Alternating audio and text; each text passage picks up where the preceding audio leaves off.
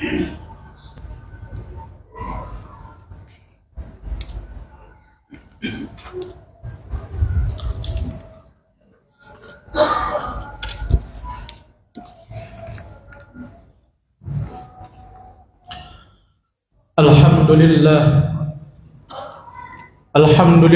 nahmaduhu wa nasta'inuhu wa nastaghfiruh wa na'udzu billahi min shururi anfusina wa min sayyiati a'malina. Man yahdihillahu fala mudilla lahu wa man yudlillahu fala hadiya lahu. Ashhadu an la ilaha illallah wahdahu la syarika lahu wa ashhadu anna sayyidana Muhammadan abduhu wa rasuluhu alladzi la nabiyya ba'dah. Allahumma salli wa sallim wa barik ala sayyidina Muhammadin wa ala alihi wa sahbihi ajma'in, amma ba'd. Fa ya ibadallah, usikum wa nafsi bitaqwallahi wa ta'atihi la'allakum tuflihun. Qala Allah ta'ala fil Qur'anil Karim, a'udzu billahi minasy syaithanir rajim, bismillahir rahmanir rahim. Ya ayyuhalladzina amanu taqullaha haqqa tuqatih wa la tamutunna illa wa antum muslimun. Shadaqallahul azim. Hadirin sidang jamaah Jumat rahimakumullah. Pertama, marilah kita panjatkan puja dan puji syukur kita kehadirat Allah Subhanahu wa taala. Alhamdulillah, Allah masih memberikan kita nikmat sehat dan afiat. Allah masih memberikan kita nikmat Islam. Allah masih memberikan kita nikmat iman. Dan Allah masih memberikan kita nikmat ihsan, sehingga kita dapat meringankan langkah menuju masjid yang kita cintai ini dalam rangka melaksanakan sholat Jumat secara berjamaah. Dan tak lupa pula selawat bertangkaikan salam marilah kita hadiahkan kepada junjungan kita baginda Nabi besar Muhammad sallallahu alaihi wasallam. Semoga kelak kita mendapatkan syafaatnya di yaumil qiyamah nantinya. Dan semoga Allah Subhanahu wa taala menerima segala amal ibadah salat Jumat kita di hari ini dengan balasan pahala yang berlipat ganda tentunya. Amin ya rabbal alamin. Hadirin sidang jamaah Jumat rahimakumullah. Rasulullah sallallahu alaihi wasallam bersabda dalam salah satu hadisnya yang diriwayatkan oleh Imam Abu Dawud, Imam At-Tirmizi dari Ibnu Abbas.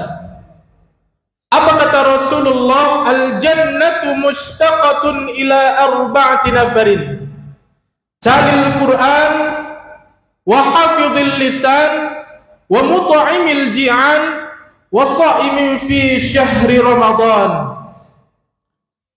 Kata Rasulullah sallallahu alaihi wasallam, ada 4 golongan manusia yang nantinya akan dirindukan oleh surga. Siapa yang dirindukan oleh surga, hadirin? Yang pertama kata Rasulullah adalah talil Quran, orang yang senantiasa membaca Al-Quran. Al-Quran adalah pedoman hidup kita sebagai orang beriman, hadirin. Jangankan kita membaca, memegang Al-Quran saja sudah dihitung sebagai amal ibadah bagi kita. Ketika kita melihat huruf Al-Quran, ketika kita memegang Al-Quran, ketika kita membaca Al-Quran, maka Allah Subhanahu wa ta'ala menulis itu sebagai amal ibadah bagi kita. Begitu utamanya Al-Quran, hadirin. Bahkan Sayyidina Utsman mengatakan, "Lau sahhat qulubana lamma sabi'at minal Quran." Orang yang hatinya baik, orang yang hatinya lurus, orang yang hatinya benar, ia tidak akan pernah kenyang untuk membaca Al-Quran. Bahkan dalam hadis lain, Rasulullah Sallallahu Alaihi Wasallam menyatakan bahwa orang yang senantiasa membaca Al-Quran, maka satu huruf akan diganti dengan 10 kebaikan. Oleh karena itu hadirin, mari kita perbanyak membaca Al-Quran. Mari kita terapkan isi kandungan Al-Quran di kehidupan kita sehari-hari. Karena kelak hadirin, Al-Quran akan menjadi penolong bagi kita. Al-Quran akan menjadi syafaat bagi kita nanti di yaumil qiyamah. Semoga Allah Subhanahu wa Ta'ala memberikan keistiqomahan di hati kita agar kita selalu dan senantiasa membaca Al-Quran di setiap harinya. Lalu yang kedua hadirin, orang yang dirindukan oleh surga adalah wahafidhul lisan. Orang yang senantiasa menjaga lisannya, orang yang senantiasa menjaga lidahnya, orang yang senantiasa menjaga ucapannya. Karena melalui lidah kita bisa menyakiti hati saudara kita. Melalui lidah kita bisa memfitnah saudara kita.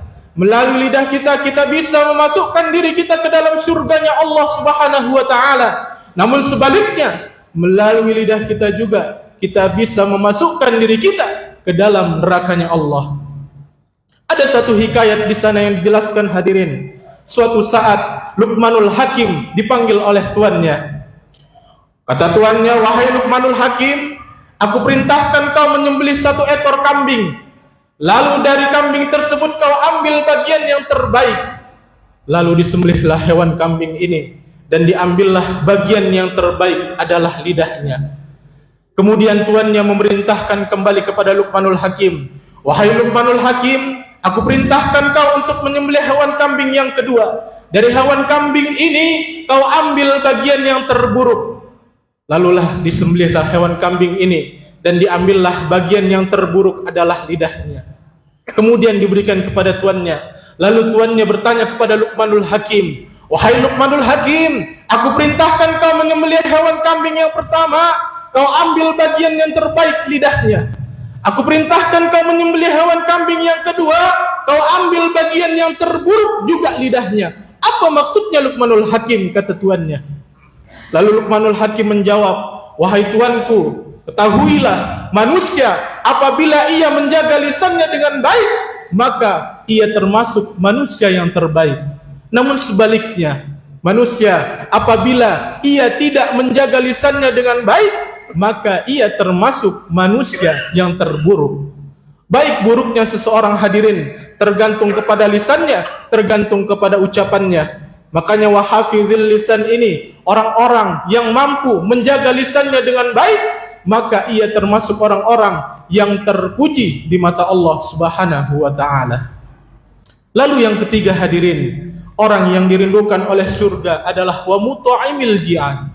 Orang yang senantiasa memberikan makanan kepada orang yang lapar, orang yang senantiasa memberikan makanan kepada orang yang membutuhkan. Siapapun ia, kita berikan makanan. Ikhlas niat kita kepada Allah Subhanahu wa Ta'ala. Apalagi makanan itu kita berikan kepada orang yang baik, makanan itu kita berikan kepada orang yang bertakwa. Dari makanan itu ia bisa beribadah kepada Allah Subhanahu wa Ta'ala, maka kebaikan-kebaikannya akan Allah berikan kepada kita. Man sanna sunnatan hasanatan falahu ajruha wa ajru man amila biha ila yaumil qiyamah, kata Rasulullah. Siapa orang yang memberikan kebaikan kemudian orang lain melakukan kebaikan tersebut, maka pahalanya akan Allah alirkan sampai nanti di yaumil qiyamah. Hadirin sidang jamaah Jumat rahimakumullah. Lalu yang terakhir, orang yang dirindukan oleh surga adalah orang yang melaksanakan puasa di bulan suci Ramadan. Setiap tahun hadirin kita melaksanakan puasa di bulan suci Ramadan. Puasa yang kita niatkan ikhlas karena Allah dan mencari ridha Allah Subhanahu wa Ta'ala. InsyaAllah Allah akan mendatangkan pahala yang besar kepada kita, dan kita termasuk orang-orang yang dirindukan oleh surga. Tidak panjang lebar hadirin, dari uraian di atas dapat kita ambil kesimpulan orang yang ingin dirindukan oleh surga. Yang pertama, wahafidhil lisan, kita harus senantiasa membaca Al-Quran. Yang kedua, kita harus senantiasa menjaga lisan kita, menjaga lidah kita, menjaga ucapan kita. Yang ketiga, kita harus senantiasa memberikan makanan kepada orang yang lapar, kepada orang yang membutuhkan. Dan yang keempat, kita melaksanakan puasa di bulan suci Ramadan. InsyaAllah hadirin, kalau 4 amalan ini kita lakukan, kita akan dirindukan oleh surga. Semoga Allah Subhanahu wa taala membuka hati kita agar kita selalu berbuat baik dan mengamalkan apa yang telah diajarkan oleh baginda Nabi besar Muhammad sallallahu alaihi wasallam. Dan semoga apa yang khatib sampaikan hari ini bisa menjadi ilmu yang bermanfaat bagi kita semua dan bisa kita terapkan dan bisa kita aplikasikan di kehidupan kita sehari-hari. Kelak hadirin, Allah akan mencabut nyawa kita. Allah cabut nyawa kita dalam keadaan husnul khatimah. Yallah biha, yallah biha, yallah bi husnil khatimah. Barakallahu li wa lakum fil Qur'anil azim wa nafa'na wa iyyakum bima fihi minal ayati wadh-dhikril hakim wa taqabbala minna wa minkum tilawatahu innahu huwal ghafurur rahim.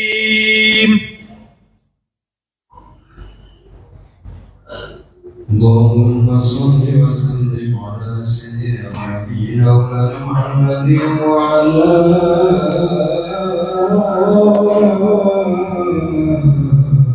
آل سيدنا محمد.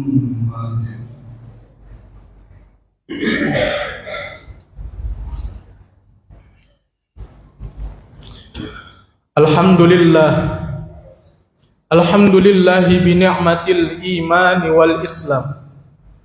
Ashhadu an la ilaha illallah wahdahu la syarikalah wa ashhadu anna sayyidana Muhammadan abduhu wa rasuluhu alladzi la nabiyya ba'dah. Allahumma salli wa sallim wa barik ala sayyidina Muhammadin wa ala alihi wa sahbihi ajma'in, amma ba'd. Fa ya ibadallah, ittaqullaha haqqa tuqatih wa la tamutunna illa wa antum muslimun.